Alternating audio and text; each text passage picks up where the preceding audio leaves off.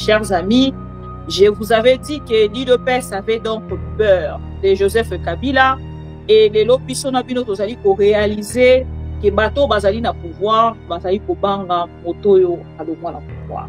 Annonce il y a Joseph Kabila kozonga na République démocratique du Congo et ezali vraies informations. Alors chers amis, on vient donc de nous annoncer le retour de Joseph Kabila en République démocratique du Congo, dans le moment où on a zali kolobana bino, ezali lisusu rumeur te, ezali lisusu annonce te, mais maintenant elle suit forme et comme réalité, dans le moment où tozali koloba, Joseph Kabila, l'ancien président de la République démocratique du Congo, auti bongo kozonga na mboka na ye. Joseph Kabila passé par Kigali avant de rejoindre la capitale du Nord Kivu, ezali Goma. Dans la carte, même information est installée officiellement au Zimbabwe et en Afrique du Sud depuis l'année dernière. Joseph Kabila avait annoncé son retour en République démocratique du Congo dans un message adressé à quelques médias, dont RFI le mardi 8 avril 2025. Son agenda à Goma n'a pas encore été dévoilé. Communication, il y a eu de PC qui est toujours dans le sens il y a pour nuire le nom de Joseph Kabila Kabang. Pourquoi Joseph Kabila est sengela quitté à Kende Nangambo ya Goma? Moto azali na réponse na question wana aye couper sa biso. Nathalie Sakibino que Joseph Kabila azalaki kozonga na République démocratique du Congo. Mais annonça quitté ki arokita na Goma, balobaki na partie orientale ya République démocratique. Et lelo biso na bino tokei komona te Joseph Kabila va confirmer biso de akiti na Goma. Une information en temps réel au bozali kozona momo na Congo. Pourquoi l'UDPS est-il dérangé de l'arrivée de Joseph Kabila? On annonce na même kutukara ya pamba. Déjà babangaki, bazangaki kimia. Et na moment où tosali koloba, l'UDPS panique totale. Félix Tshisekedi na katanga, Joseph Kabila na ngambo ya Goma. Est-ce que Barokende Siko a perquisitionné si Kabila a commis questionnement? Joseph Kabila azali ancien chef de l'État. Ce qui tout le temps, Bokobandaka kolela na kombo Kabila. Bokambi pendant 7 ans, Kabila. Bosilisi kokamba, boyibi Kabila. Nyonso bino boko sala, bolela na kombo Kabila. Mais ce qui boyibi, bolela na kombo Kabila. Depuis tongo, baza ko annoncer kaka dans mikolo nyonso na loba. Baza ko pesa biso kaka information o etali perquisition. Perquisition nanda kwa Kabila. Perquisition nanda kwa Kabila. Perquisition nanda kwa Kabila. O eza kotalisa biso ke na ngambo na bango bazali na kimiate ya koyeba ke Joseph Kabila aza kozonga bongo na kati ya mboka.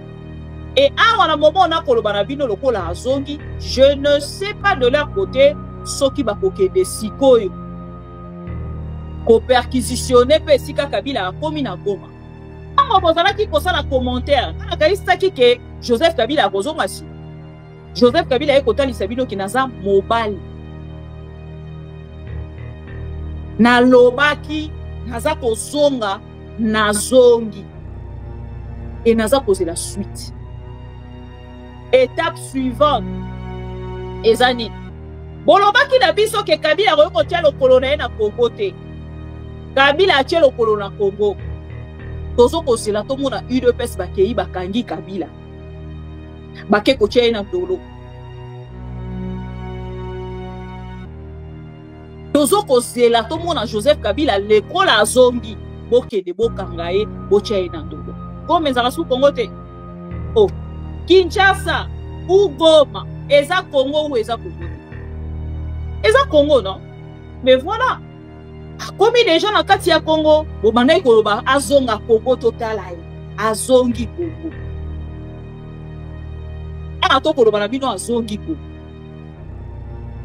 Parce que information comme sous débat et comme il sous son nom et pas qu'il a zonga Kinshasa pour ton dimae oh là là là là là là il de pèse.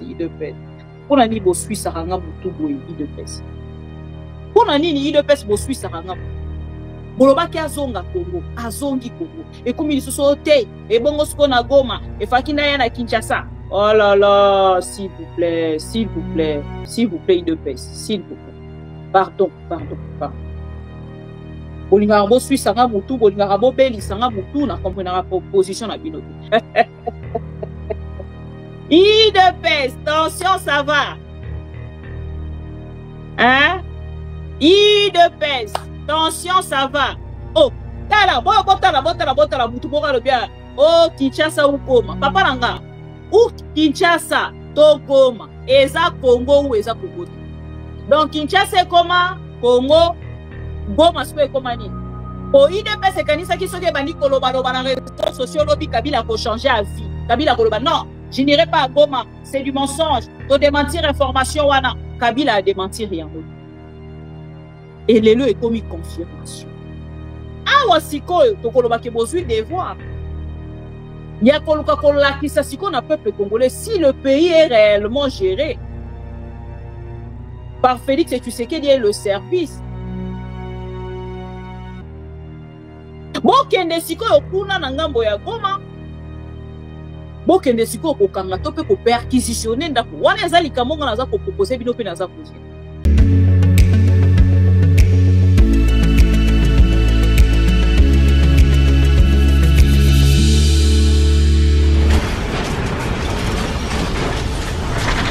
Ma mission TV, le miroir du monde. La misère, non, tous en a vie, misère, carte. Passe des oeufs, la bûche, de token en koufa. Donne à mon boc en token de Sodome. De ces longues années dans le monde. Token de Sodome. To wolo, to, nzemo no koyemba kutu. Nena boku na nzala. Kuna zobo sana. Bien. Bonjour, bonsoir, chers amis téléspectateurs de Am TV, Bisikanya Sobozwami. Merci pour la fidélité et confiance au Renouvelaka Nabiso. De Sarabino Tetozali, liste Nabino Sika information ezali lito inabino makolo nabino kokita en temps réel. Pour la remuer labino ba information anyo so ezali bongo koleka na mboka na biso. Bon, mon idée est au na titre na biso ezali information ou ezali ko faire bouger surtout les camps des IDPS. Ezali ko faire bouger Félix Tshisekedi nangwende na esika azali. Ezali ko bouger bato nyonso o bazalaki ko nzimate annonce il y a Joseph Kabila kozonga na République démocratique du Congo ezali vraies informations. Alors chers amis, on vient donc de nous annoncer le retour de Joseph Kabila en République démocratique du Congo. Na moment où nazali kolobana bino, ezali lisusu rumeur te, ezali lisusu annonce te, mais maintenant ezui forme comme réalité. Na moment où tozali koloba, Joseph Kabila, l'ancien président de la République démocratique du Congo, auti bongo kozonga na mboka na ye. Alors, question o etelemi ti na moment o tozali koloba, ezali question ya Joseph Kabila kozongela wapi? Est-ce que kozongela na Kinshasa ou kozongela na Goma? Chers amis, l'information kaka ndenge teba ezalaki kotambola autour ya esika o Joseph Kabila esegelaki azongela na moment où tozali kolobana bino nous informe que l'ancien chef de l'État Joseph Kabila Kabange est arrivé ce vendredi 18 avril 2025 sur le sol congolais en passant par la ville de Goma. C'est ça l'information. Ça fait débat, ça fait polémique, chers amis.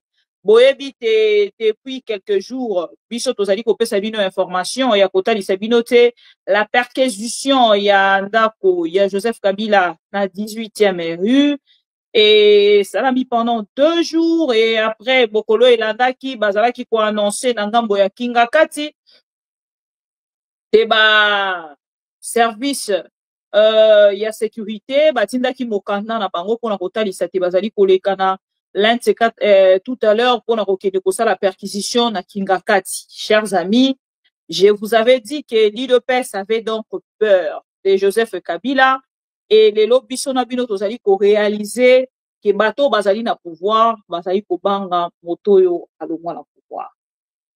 Soki nazali koloba yango pamba te. Parce que chaque jour, communication, il y a eu de PC qui toujours dans le sens, il y a Roluka, pour nuire le nom de Joseph Kabila Kabange. Bato mosu na ngambo na bango ti siko bato belé bazon di matin hein bazo tout na mama dit c'est vrai cette information. Ande ko to like vidéo to partager les pro Congo non nazongi na plateau na ngate mais je sais que l'un de ces 4 matins tokozonga na plateau na biso. Bandeko to like vidéo to partager. To like vidéo to partager na avant on a ça la commentaire to like vidéo to partager.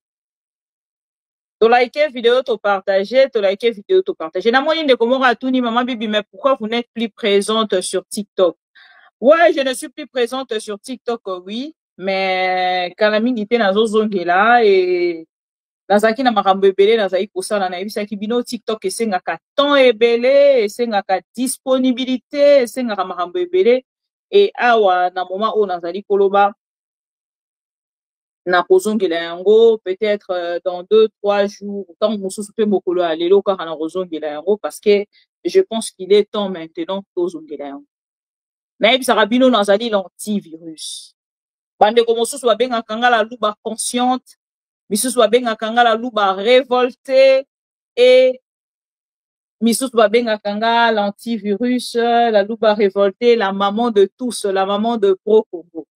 Bandeko esengo ezali na ngambo na ngai ya koyeba te bozali ebele kolanda biso à travers ma mission TV na ba information na biso ya liboso ya mokolo ya lelo ndenge nazalaki kotalisa bino c'est le retour de Joseph Kabila et ya mibale ezali Félix Tshisekedi azali na ngambo ya Lubumbashi kuna esika azali kotalisa biso rêve na ye oyo ye azalaka na yango mpona Congo ntango na koloba bato bakoloba nga me mama bibi pourquoi ce rosolo makambo ya IDPS osekaka kaka donc Félix Tshisekedi na depuis Katanga aza kotalisa biso rêve azalaka na yango mpona Congo et biso ma mission na ngambo na biso tozwaki video wana mpona kotalisa bino yango ya moment et en dehors na yango boyebi te likambo ya ndeko Matata Ponyo acharnement oyo justice to pe Félix Tshisekedi bazali kosala sur ndeko Matata Ponyo.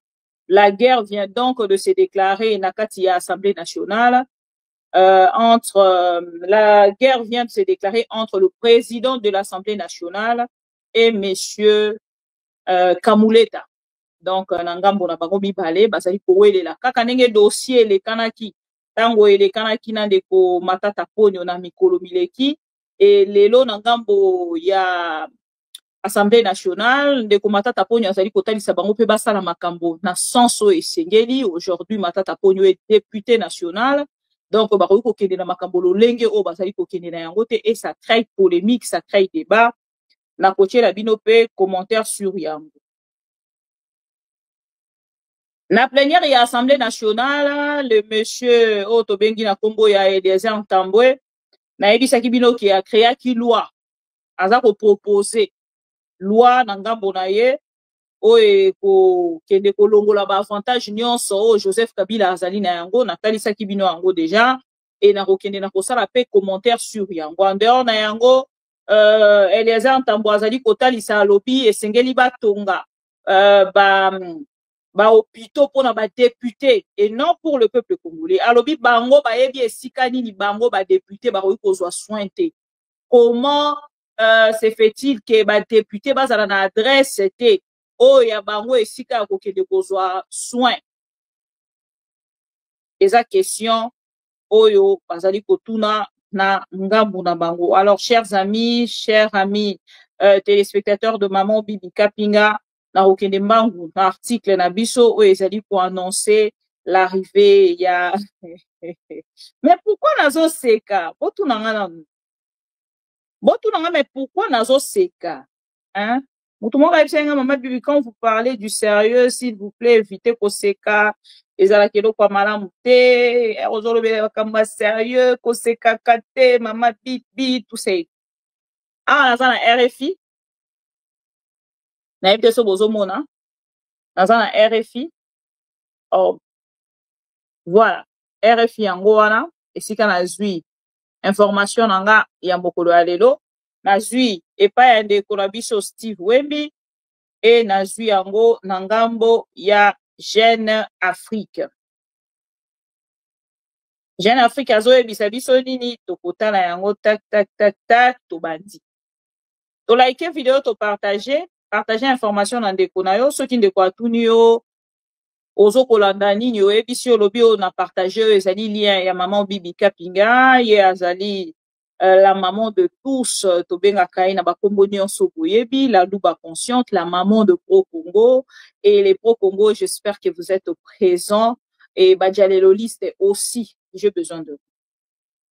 Ok, une annonce, il y a information na biso oyo ezali kotalisa arrivé ya Joseph Kabila na retiens en grand pardon bo excusez nga après to kokende na ba perquisition oyo ezali bongo kosala manakati ya ville province ya Kinshasa. L'ancien président Joseph Kabila est arrivé à Goma. L'ancien président congolais Joseph Kabila est arrivé à Goma dans l'est de la République. L'information a été confirmée à RFI vendredi 18 avril 2025 par des sources proches, l'AFC M23 et une source ici de l'entourage de l'ancien chef de l'État Joseph Kabila. Selon ces mêmes sources, Joseph Kabila passait par Kigali avant de rejoindre la capitale du Nord Kivu, Oyezali, Goma. Dans la carte, même information est installée officiellement au Zimbabwe et en Afrique du Sud depuis l'année dernière. Joseph Kabila avait annoncé son retour en République démocratique du Congo dans un message adressé à quelques médias, dont RFI le mardi 8 avril 2025. Son agenda à Goma n'a pas encore été dévoilé. Voilà. C'est donc ça l'information, chers amis. Oui, excusez-moi. Alors, na likambo etali perquisition car parce que toza na RFI to kotanga mbala moko pe article yango. C'est que l'on sait de la perquisition dans une propriété de Joseph Kabila. Depuis mardi, des agents de services de renseignement civil et militaire mènent des fouilles dans une propriété de l'ancien Joseph Kabila, l'ancien président, pardon, Joseph Kabila, dans la commune de Limete, officiellement pour rechercher du matériel militaire. L'opération intervient alors que le président Félix Tshisekedi accuse son prédécesseur d'être lié à l'AFC M23 actif dans les Kivu. Voilà, article, les aïeux qu'on continue. À limiter, les fruits ont été minutieuses. Jeudi du 7 avril 2025, l'opération s'est achevée peu avant 18 heures. Sur les 13 conteneurs recensés sur cette propriété, Joseph Kabila 5 ont été ouverts par les agents. Ils ont trouvé principalement les pièces de rechange appartenant des locataires utilisant le lieu à de fins commerciales ou logistiques selon plusieurs sources. À ce stade, aucun élément compromettant n'a été saisi, ajoute le même source. Mais la vigilance reste de mise de la part des enquêteurs. 4 militaires ont passé la nuit sur place. L'intervention se déroule en présence d'un avocat de la famille de Joseph Kabila et d'un représentant administratif du site. Les enquêteurs ont annoncé leur retour ce vendredi.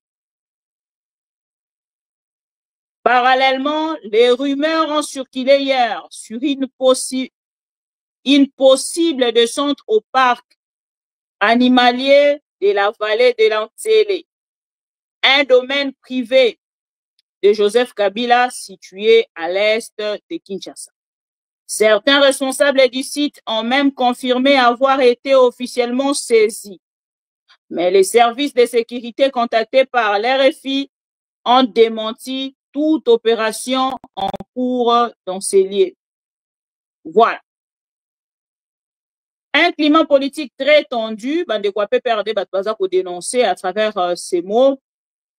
Ces perquisitions s'inscrivent dans un climat politique particulièrement tendu. Elles font suite à une série d'interrogatoires menés par l'auditorat militaire ces dernières semaines. Plusieurs cadres du PPRD, le parti de l'ancien président, ont été entendus. Leurs téléphones ont été analysés et certaines conversations passées au crible. Le secrétaire permanent du parti, Emmanuel Ramazani, dénonce un acharnement. Nous sommes victimes d'un acharnement.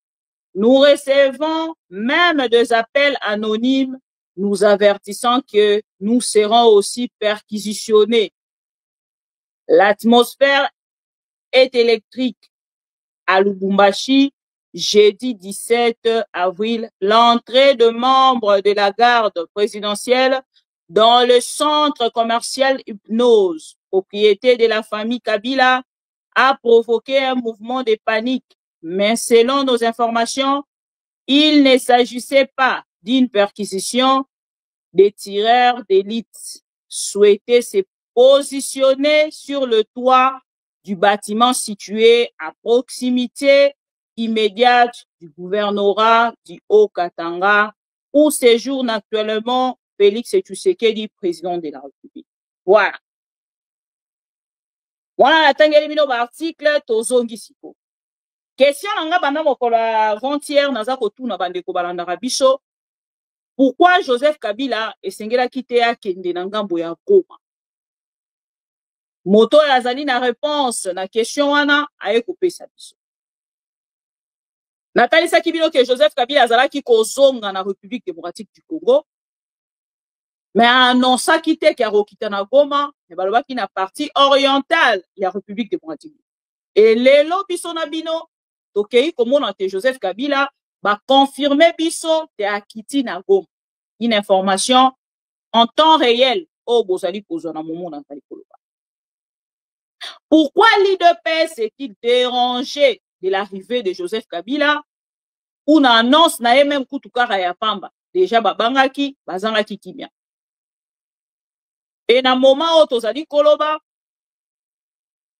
enfin Joseph Kabila azo. Bayebisaki biso te Joseph Kabila akima kimboka. Joseph Kabila abimaki alakaki te. Joseph Kabila batangaki na bakombo na nyonso. Et lelo Joseph Kabila azoki a annoncé retour na e. Alobi bon, lobi bolobaki na ngana bimi sans que na annoncé. Bon, lokola bolingaka na annoncé, azali ko annoncer retour na nga. A annoncé retour na e. Azongeli par Goma. Au moins la République démocratique du Congo est donc informée. Nathalie Saki bandeko nyonso balandaka biso. Ne suivez pas les gens de l'IDPS. Intoxication na bango bazali kosala contre Joseph Kabila. C'est juste parce que nangambo na bango soki bolandi ba propos ya Eliezer. Bokoyo ke Eliezer alobaki na prince Epegi. Alobi ndenge toza boyo soki Joseph Kabila azongi abotoli biso pouvoir o to sambwe. Donc elingi koloba keza bato oyo makambo bazali kosala yango na nko.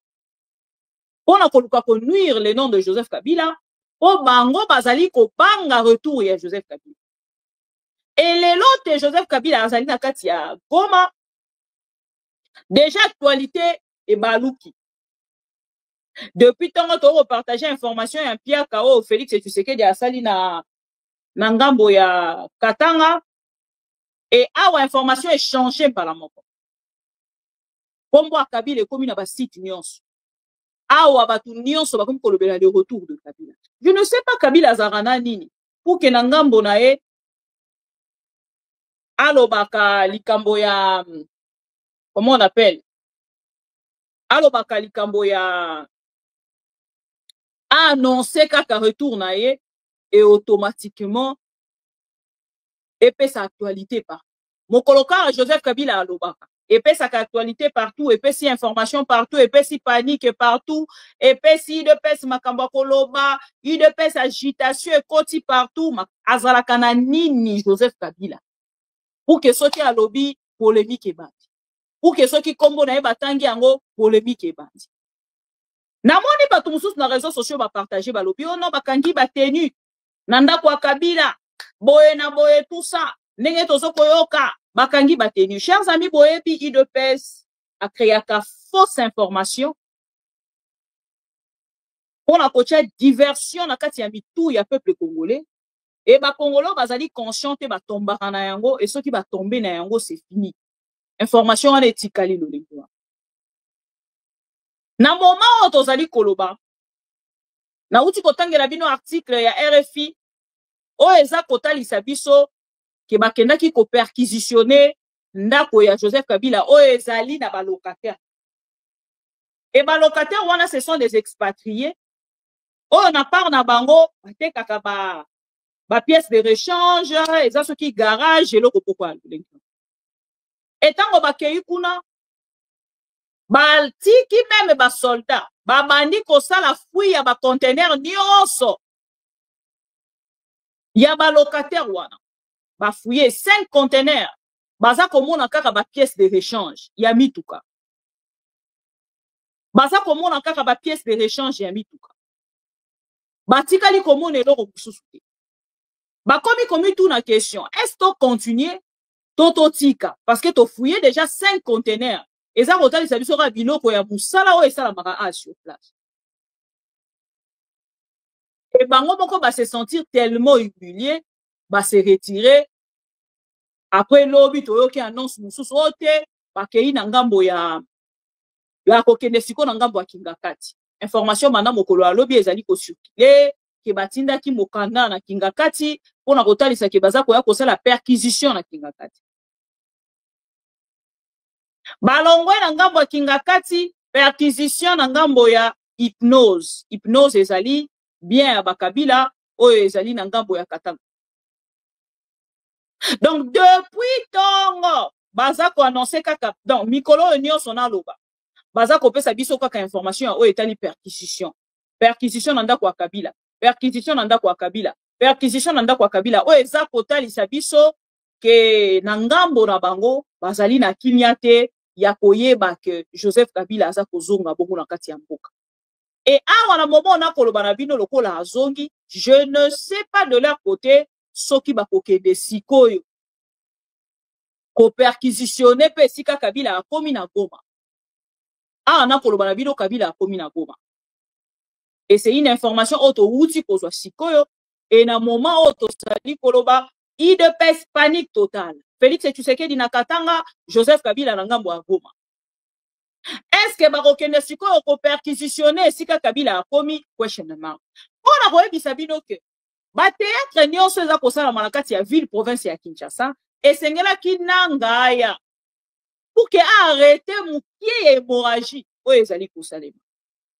Selon mes sources, bisika oyo moni babimisi batenu l'IDPS Félix Tshisekedi savent bien que cette dame-là a tongaka batenu et salami wapi soki na 12e na 12e rue soki 13e rue bisika o bakangi bateni mais ndaku ya Joseph Kabila o bakende ko perquisitionner eza na 18e et bazoko ninga kosala raccourci wana pona komeka ko salir kombo ya Kabila komeka kotia kombo ya Kabila pa. Chers amis, tozonga na ndenge elolenge eseki boye bisanga Félix Tshisekedi azali na pouvoir.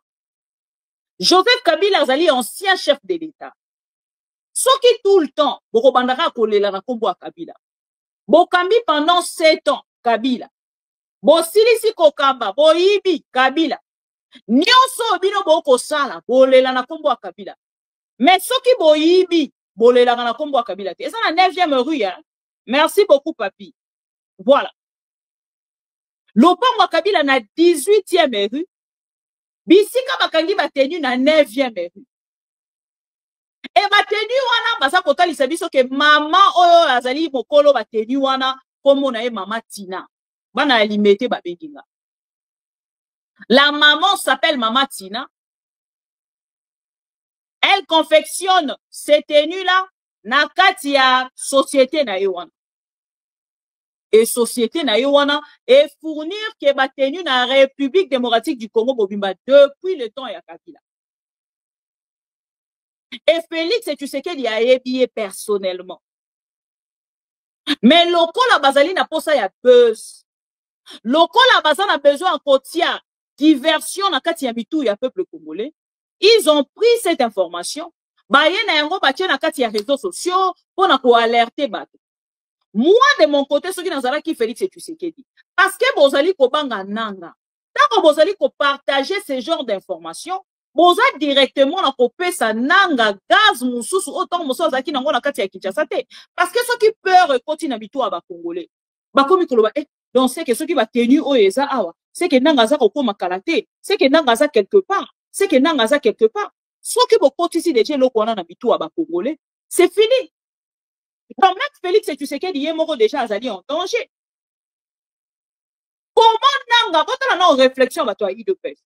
Comment Nanga moto azali na Goma a koki kokende kotongisa ba tenu na Kinshasa. Boye bisanga. Nanga za na Goma comment koki kokende kotongisa ba tenu pa Mama Tina. Parce que la dame s'appelle Mama Tina. Bon, qu'il ne faut vérifier. Information à l'okuta ou il de se tient sur les réseaux sociaux. Bon, qu'il ne faut vérifier. Selon ma source, il y a pas d'alimenter. Balobi Mama Tina za mutu alelote. Aza mutu akala. Oh, il de se yebiye. Et donc, on a besoin qu'on la fake news, bah, qu'il kozwa, bah, tenu en Mama Tina, bah, confisquer en gros, bah, sali, bah, vidéo, bah, bengi beaucoup mestre, et bah, exposer en gros dans les réseaux sociaux. Pour la route, c'est que, vous en danger, d'ailleurs, même distraction sur distraction.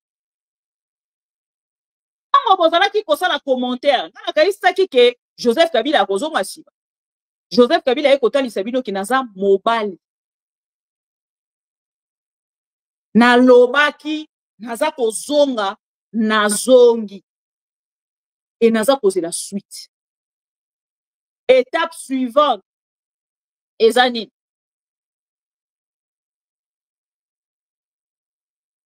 ye wana siko ya zo bolobaki na biso ke Kabila ko tia lokolo na ye na Congo te.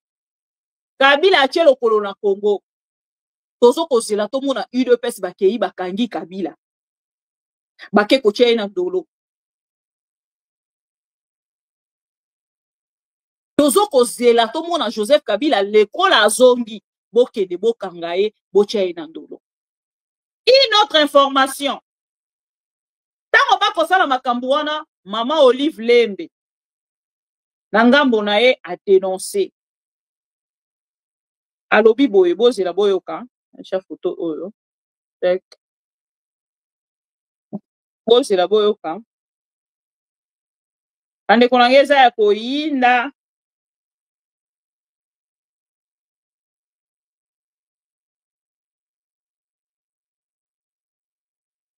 Eza ya koyinda.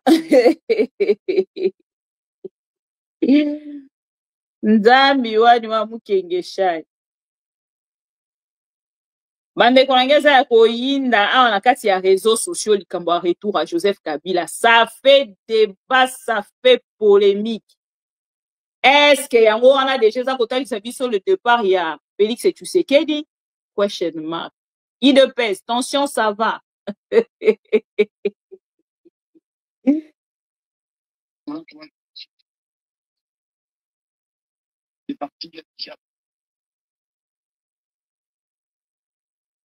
Voilà.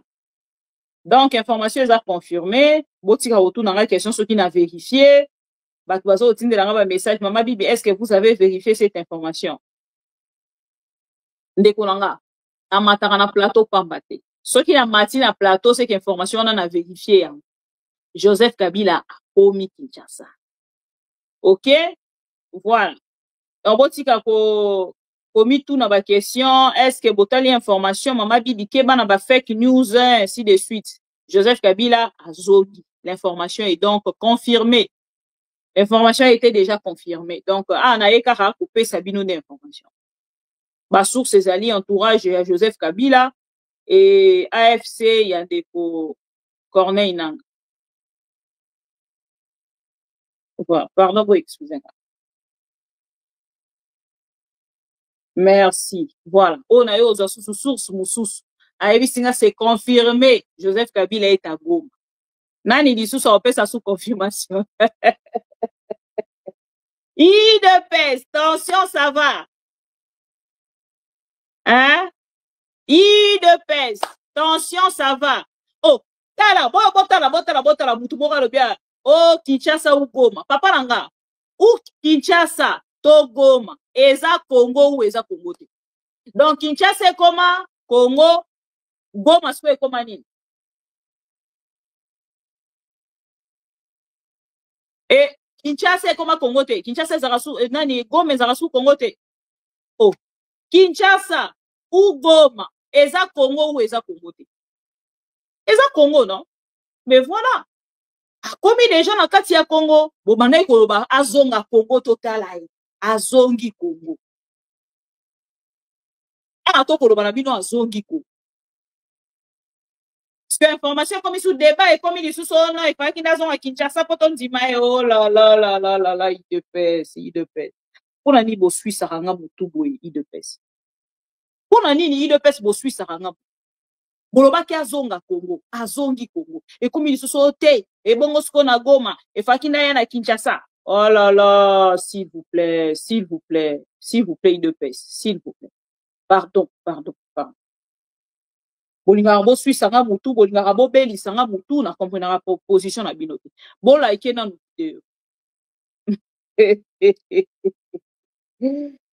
il de paix viva. Voilà. Donc, ici, qu'on a les privilèges. Est-ce que Joseph Kabila jouit de ses privilèges? Et sa question. Oh, on a tout.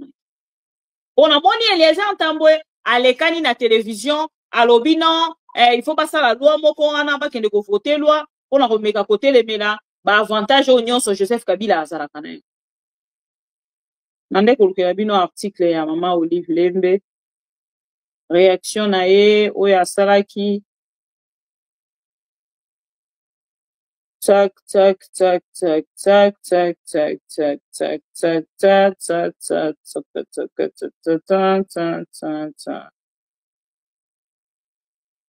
Oui, excusez-moi, pardon. Zambi toyebi. Bonne fête d'abord de nyonso bazali ko landa biso. Lelo ezali vendredi saint et puis Kabila a poni mokolo ya vendredi saint pour qu'azonga na Congo. Vendredi saint Kabila azongi Joseph Saint Joseph Kabila azongi. Voilà. Na kotali sabino article ya Olive Lembe. Après toleki na makambo ya Eliezer Ntambwe. Voilà. Marie-Olive Lembe dénonce un pillage lors d'une perquisition dans une propriété de la famille Kabila à Kinshasa. Donc, tant qu'on va savoir qui perquisition on a un bokolo à lobby, selon l'information, batoya aner na demiap, bakei kozwa biloko ya famille Kabila. L'épouse de l'ancien président de la République, Joseph Kabila, Olive Lembe, a vivement dénoncé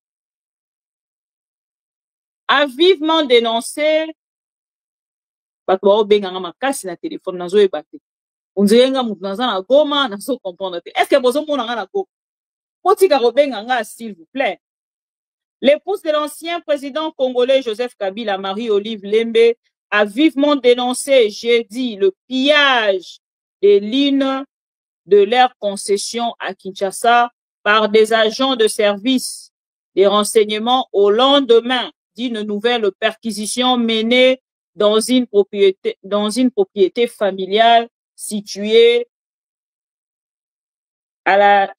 sur la 18e rue dans la commune de Limete.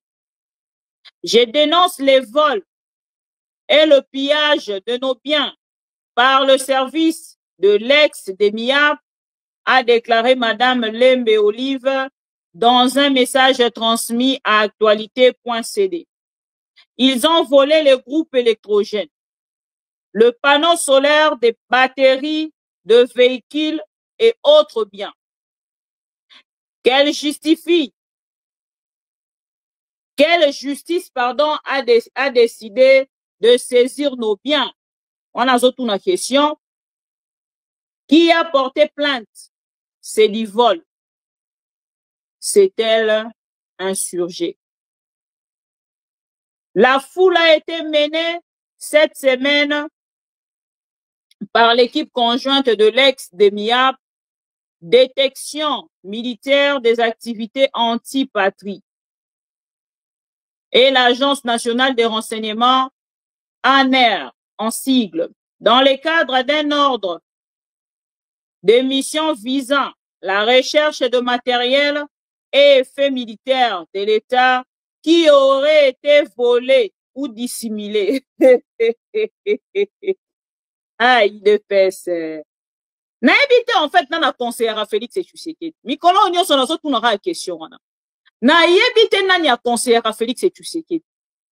Naïbité nani a conseiller à Félix Tshisekedi.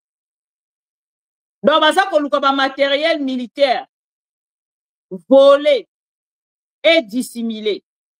Bozoka, raison na bango, la recherche de matériel et effets militaires de l'État qui auraient été volés ou dissimulés. Chers amis, comment vous pouvez conseiller Félix Tshisekedi du Lolenge Oyo? Franchement, comment pouvez-vous conseiller à Félix Tshisekedi du Lolenge Oyo? Après, vous pouvez dire que vous l'ingakae. Bokoye bisaye ke bozana ye ensemble. Joseph Kabila est un ancien chef de l'État, un ancien militaire. Mais on a renoncé avant comme président de la République, à zonga civil. Et les lois n'angambo nabino, koluka kosala acharnement, bozali kosala likolo na ye, likolo ya famille na ye. Tozo komi tout neza pour quel objectif? Parce que awa sikoyo tokoloba ke bozui devoir. Ya koluka kolakisa siko na peuple congolais si le pays est réellement géré par Félix Tshisekedi et le service. Bokende sikoyo kuna na ngambo ya Goma. Bokende sikoyo kokanga to pe ko perquisitionner ndako. Wana ezali kamonga naza ko proposer bino pe naza kozina. Bokende na ngambo wana. Bokende ko perquisitionner ndako ya Joseph Kabila. Bisika akomeli na Goma. Biso na bino tongo midi pokwa. Tongo midi pokwa tozo ko tuna Félix Tshisekedi mukoloni ya kokende kokanga nanga na Goma. Et après, chers amis, bato bakoya koyebisa bino. Oh non, mais pourquoi Joseph Kabila ke na Goma? Pour tout na bango une seule question. Est-ce que s'il arrivait à Kinshasa, anga ki azwa kimia autant moso akozona Goma esika nanga za kokamba?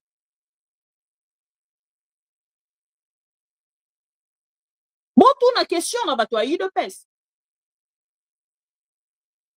Est-ce qu'il y a qui kozwa kimia oyo bapesi na ngambo esika nanga za kokamba? Nazo zelande ba vidéo de loko ezo vandisa nga bozo komona na kosala commentaire naza komizongela nazo baluka esika moko po nazo zelande ba vidéo ya arrivé à Joseph Kabila na ngambo wana. Nazo zelande ba vidéo ya Joseph Kabila ndenge akomi de son arrivée. Nazo se ba video yango bomoni navandi nazo ko benda mwa ngonga pour que nazela ba video ekota moto wana ebisinga déjà ki aza kotindela nga yango donc quelques minutes. Donc naza kozela ba video soki ekokota nazala moto ya liboso oyo na repartage yango. Voilà. Bandeko bozwala na kimia na koyela bino première vidéo ya Joseph Kabila de son entrée ou de son arrivée à Goma pour confirmer, réconfirmer encore cette information oyo ezopesa pasi na bandeko ya UDPS. Bandeko na ngai likambo etali este ya République to pe crise oyo tozali na yango moto oyo akokaki ko résoudre yango ayebi te lolenge nini ya kobanda. Na kati ya ba discours na ye ebele oyo asali abandaki kolobela biso likambo ya cohésion nationale. Et na likambo etali cohésion nationale, normalement Félix Tshisekedi qui a évité le pro-Congo ba arrestation arbitraire ko frustrer ba peuple congolais to pe bandeko ba compatriotes congolais o na ngambo na bango bazali ko pesa main forte na République démocratique. Abandi acharnement wana na bato ya PPRD. Pendant ce temps bazali ko sala ba consultation et ba lança qui invitation na bango na Joseph Kabila. Yango wana koloba na bino tango na moni ba consultation na kotala ke moto ya azalaki lokola communicateur ya ba consultation ya azalaki Zakari na se retirer na lobby y a rien de bon. Parce que toroyi ko vanda te na ngambo na biso baza ko ebisa biso non cohésion nationale baza ko prêcher cohésion nationale entre temps baza ko finga ba père spirituel catholique bato baza ko sala ba démarche pour que bango na ngambo na bango ba meka kokotisa mwa kimia pe ya mukie ekota ko sangisa ba congolais nyonso autour d'une table bango balobi non il faut kaka bakanga bato a PPRD. Il faut kaka bakanga Joseph Kabila. Il faut kaka bande konanga bakangi Aubin Minaku par exemple. To bakangi Shadari ekokitisa dollar. Ekozongisa mbongo yo Nicolas Kazadi aibaki. Ekozongisa mbongo yo Félix Tshisekedi aibaki Arab. Ekozongisa la biso banzela intact ndenge ezalaki. Est-ce que kosilisa la biso embouteillage? Eza ba question oyo eza na ba réponse. On a kotali sabino que le monsieur oh bozali kotia pression sur ye croyant que alingaki a changé à vie les lois et kotali sabiso ki azali mobali. Joseph Kabila malgré bakei na ba famille na ye bakei ko menacer mwasi na ye ba menacer bandeko na ye bazali ko menacer ba bien na ye aye kotali sa ki azali mobali. Azongi simate akei liboso penza po IDPS kanisa ki soki bandi koloba loba na réseaux sociaux lobi Kabila ko changer à vie Kabila koloba non je n'irai pas à Goma c'est du mensonge to démentir information wana Kabila a démenti rien et lelo est commis confirmation. L'armée congolaise aujourd'hui tango akotala lolenge ya gestion ya Félix Tshisekedi. Je pense que bazali na mai na miso baza kolela. Botala ba arrestation ezali ko salema na ba militaires congolais, les officiers militaires. Je ne sais pas peut-être bandeko ba kolandanga. Bolandi image, bomoni bato bazali ko partager image ya papa na biso. Papa na biso azali moko ya ba généraux. Moko na kati ya ba généraux. Oh, tango Goma ekweyaki Félix Tshisekedi a rappelaki na Kinshasa.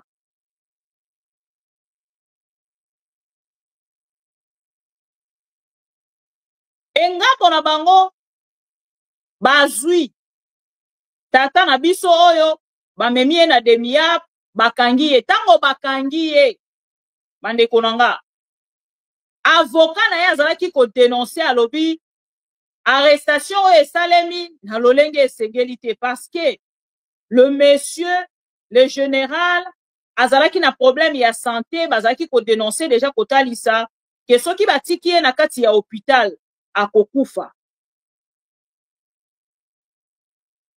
Batiki na kati ya hôpital to na kati ya demia pa kokufa. Balobi na ngambo na bango etali bango te, soki akokufa akufa, au moins bango na ngambo na bango bayebi kaka ke bakangi le général na ngambo ya demia, parce que selon bango azali parmi bato yo basede Goma na maboko ya nanga. Or, chers amis, likambo akosede oyo Chiko Ntumba, soki Chiko Ntumba azali moko ya ba général na kati ya ba généraux oyo Félix Tshisekedi na ngambo na ye alobaka efaki akanga tango bakweyisaka mboka moko. Et le général oyo azalaki jugé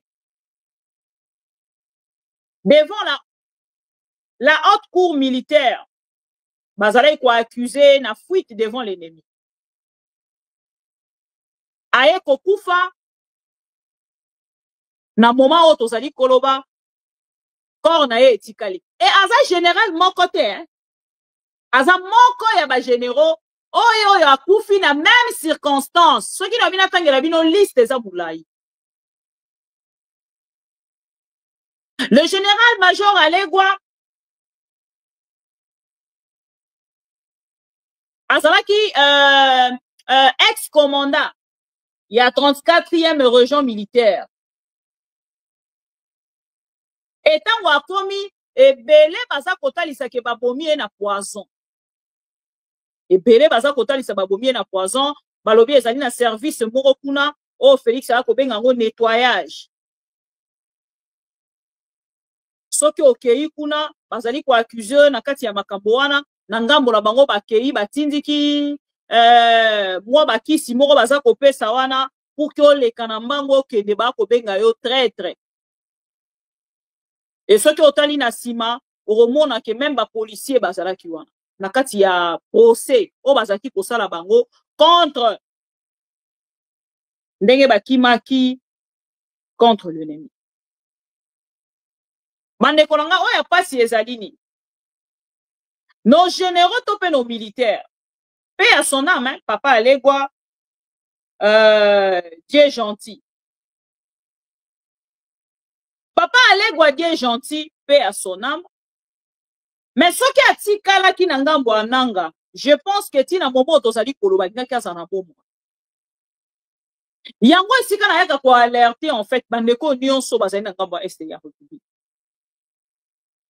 Humiliation au papa Alegwa gentil Dieu gentil à subir. Moto mosusu akosubir yango to azalaka pembeni ya Félix Tshisekedi. Yango natangeli bino kombo ya Chiko Chitambwe. Merci beaucoup Itizo. Chiko Chitambwe, il fait partie des généraux. Oh nangambo na bango ba accusaki bango pe na fuite devant l'ennemi. Mais te mokolo ya lelo, est-ce que bon a déjà procès ya Chiko Chitambwe? Bon a déjà procès. Le général Alegba azali moto ya Équateur. Mais ba généraux union so Félix Tshisekedi alekisi na poison na ye azali ko bomela ba généraux bande konangai 90% ezali ba généraux ya Katanga. Bangonde pena Félix Tshisekedi aza kolimbisa bango te. Soki bakutani kaka na bango na nzela wana ai malamoko. Eza même na général Mosusu Félix Tshisekedi akangaki ye. Akangaki ye ya tsla soki 3 jours. Bon c'est là ce na mona vidéo na ye. Voilà. Ye. Bwana wa mabwana. Bakangaki ye ya tsla soki 3 jours. Mutukufu wa watukufu. Mweza yote unaika juu mbinguni. Ulimwengu wa giza na wa mwanga ni chini ya mamlaka yako. Mtakatifu. Mimi kitu bure. Mesoki botali kaka liwa oyo ba généraux bazali kokutana na yango na nzela ya temia. Soki bomoni afukami wana boseka te. Lolenge afukami wana afukami pamba te. afukami parce que a raté liwa na demiya lelo soki bakangi yo général epai ya Félix Tshisekedi nzela na yo mbala moko liwa prison kutu te ndenge ozokende wana mbala moko liwa e ndenge abimi wana nzambe po asala grâce po vivre encore longtemps tokovanda tolali boye lundi 4 matin oyoka kaka o papa ye pa akufaki nazo kosouhaite yango te mais eza traitement oyo bazali kopesa bango na ngambo ya demiya traitement oyo Félix Tshisekedi a signé na ngambo ya demiya pour ke bapesaka bango parce que le papa alegwa basengela ye liberté provisoire par ses avocats basengi liberté provisoire balobi ya santé na ye eza malamu te. Félix préfère laisser des gens mourir na kati ya prison ke komeka ko libérer bango pona kopesa bango chance ya vie. Lelo ene moto azali ko détenir ba vie ya ba Congolais nyonso. Ce qui a décidé au vivre, ce qui a décidé au vivre te au vivre te. Et na kati wana no moni ba kozanga kimia. Kotala ke Félix Tshisekedi a des problèmes avec des généraux. Yango eza kozangisa bango kimia malgré baza na armée, bazali na police. Félix Tshisekedi aza koyoka kaka son on dirait ya eloko moko eza koyela yo on dirait ya coup d'état, aza komona kaka on dirait image moko ya bien te eza koya. Chaque jour aza ko réfléchir ka on dirait ba kolinga basala nga coup d'état, on dirait aza ko réfléchir na coup d'état chaque jour. Azo mona kaka ke lobi na tongo aokola mukabwe pe basali coup d'état. Azo yeba ndenge ekosalema te nde na yebisaka bino Nzambi na yebi mokolo te na yebi pe ngonga te. Mais bo milengelaka. To yebi mokolo te, to yebi pe ngonga te, mais to milengele kaka. Eza important. Pona ko milengela, tango mosu Félix Tshisekedi oyo kozala ke eloko moko esalemi marsa na mboka te esa dimaki. Wana moto a milengela. Mais soki o milengeli malamu te, oh mama bibi alobaki. Retourne na biso na biso. Parce que cette humiliation contre l'armée, ta propre armée, est un message. Oh, yemoko atindi na armée congolaise. Que lelo tolobi kuna ba armée wana kaka, l'armée congolaise wana ekozonga lisusu na ngambo na ye. Eko ebisa ye monsieur Félix Tshisekedi. To sepeli na o mingi. Merci pour na passage na yo mais biso pe to se décider. To pesa o siko biso to saiki ko bombila. Parce que trop c'est trop. Moto asimi mandoki batunaka âge na ye. Moto asimi mandoki bakenaka kotia ye na humiliation te. Et awa siko to kozela procès contre Chitambwe, contre les généraux Lumba, les généraux Kassayen. Oh, Félix Tshisekedi azali ko protéger. Parce que les autres ont constaté ceux qui ont ali généraux, ceux qui ont ba généraux Kassayen, Félix Tshisekedi azali ko bomba bango. Bako kanga bango te. Bako humilier bango te. Mais quand c'est des généraux Katangé, Félix Tshisekedi a ko kanga bango tout de suite. A ko humilier bango tout de suite. A ko sala nyonso ya lingi likolo na bango.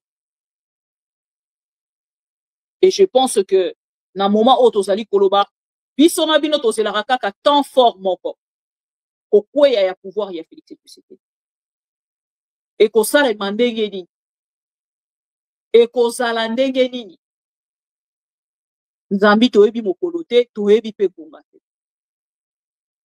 mais est-ce que ekosalama to ekosalama te kotala bobangi ya Joseph ya Félix Tshisekedi ngai ezali kotalisa ngai ke kokweya ya Félix Tshisekedi ya pouvoir na ye ekomi pene tonzimaki te lobi mais lelo peuple congolais komi konzimaki ah oui pouvoir ya Félix Tshisekedi eza kokweya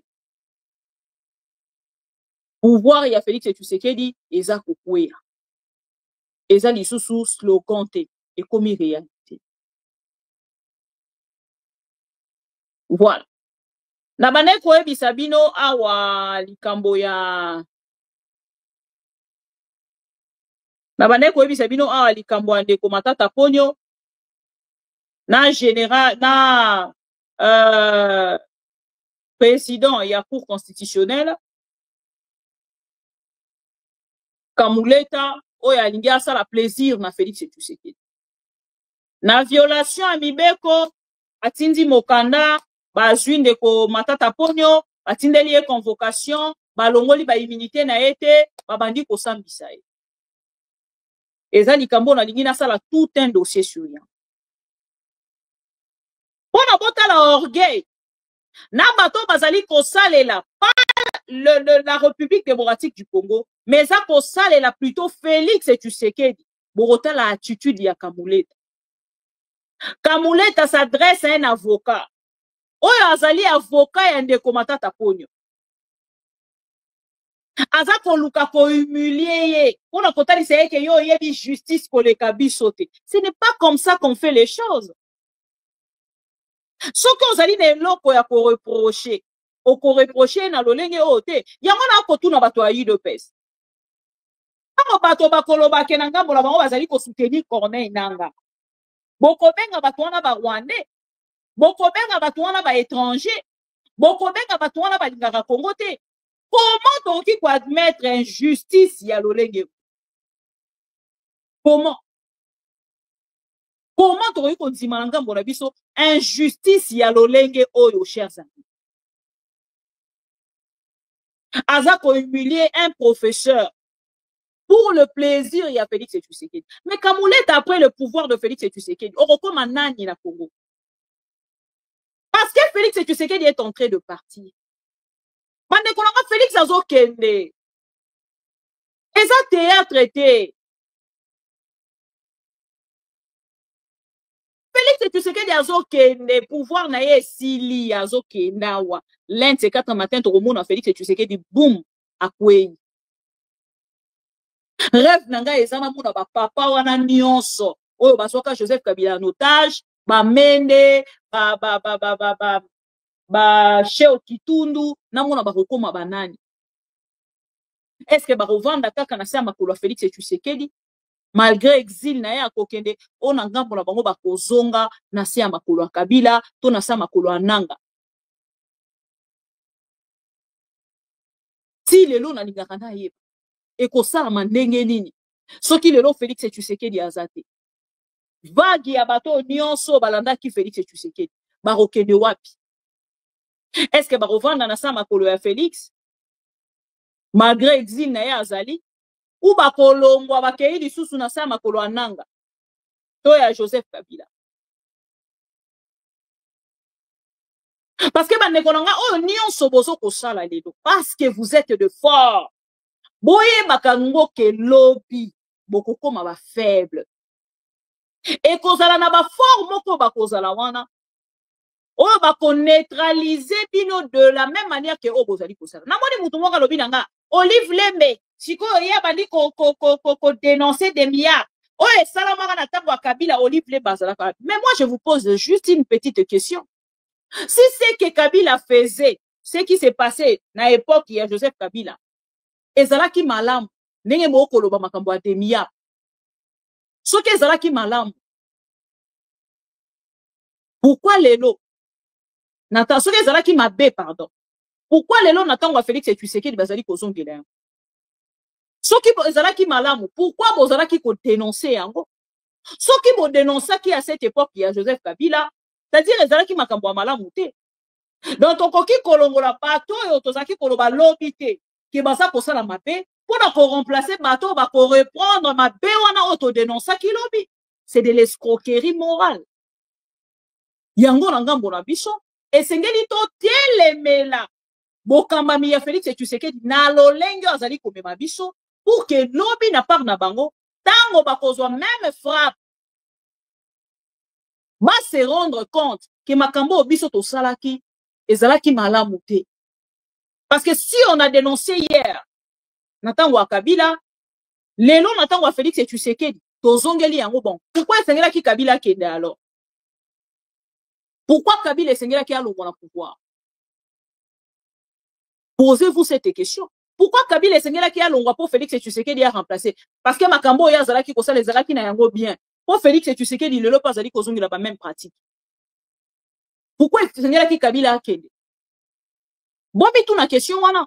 Donc esengela ki tolongola Kabila auto dénoncer ki kazo kosala makambo mabe pour na ko remplacer par Félix Tshisekedi oya ko répondre ba mêmes actes auto dénoncer ki lobby. C'est regrettable, chers amis. Bato batekeli biso état de droit ya mupepe na kati ya sachet. Tango to komona ngo evimbi to kanisi ezana eloko na kati. To zui to fongoli boye mupepe bandiko bima fou. C'est ça le pouvoir de l'UDPS. Yango na ko souhaiter bango bonne chance. Na ko souhaiter bango bonne chance. Na kati ya pouvoir na bango na za ko souhaiter bango bonne chance. Bosala makambo ya malamu na moment ya malamu bisika ya malamu biso tokozala wana tozaka kutala. Vous êtes avocat.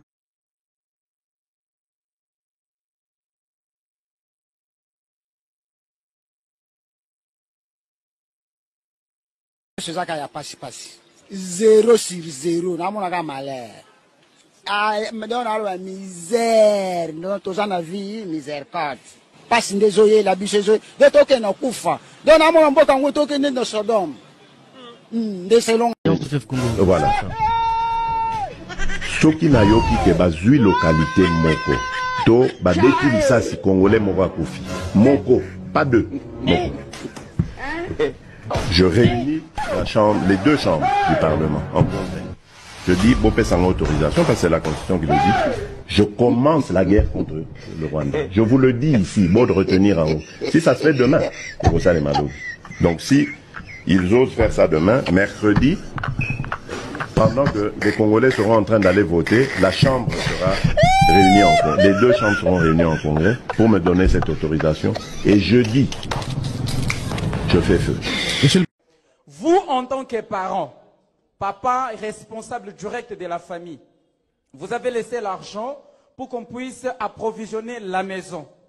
Et chaque jour, vous entendez les enfants se lamenter. Papa, nous n'avons pas mangé. Papa, nous n'avons pas mangé. Papa, vous n'avez pas mangé. Et qu'est-ce que vous répondez, vous, en tant que papa? Mais j'ai laissé l'argent chez la ménagère. Est-ce que vous êtes un parent responsable?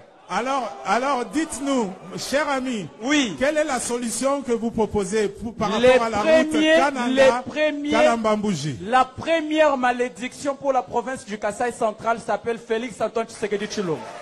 Bon, ça n'engage que vous. Alors, ça n'engage que vous. Ça n'engage pas que moi. Alors, comment voulez-vous? Je vais aller en détail. Non, écoutez, cher ami, on va clôturer cette partie. Dites-nous, d'après vous, qu'est-ce qui doit être fait pour que la route Kananga-Kalambambouji... À partir de Goma, tokoki ko toucher Kigali wana. Akola la lisusu nanda kona ete. Akokota Zamba. Asakana na bato mususu, mais asakana na fachi beton te mokengeli ya bakongolais.